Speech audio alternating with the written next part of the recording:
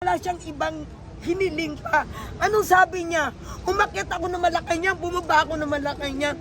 Wala ni isang poste ng bahay ko. Miski bisitahin niyo ang bahay ko, wala ako na ipatayo. Hindi ako naandito para for the views o makin. Hindi. Nandito ako para sa Pangulong Duterte. Dahil ramdam ko, nung siya ay nakaupo for 6 years na may Pangulo ko.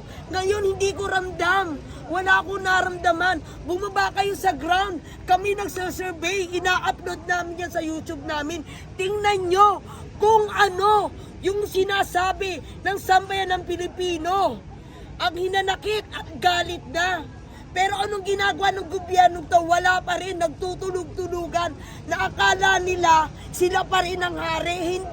Hindi nyo magagawa pag ang taong bayan ang gumalaw na.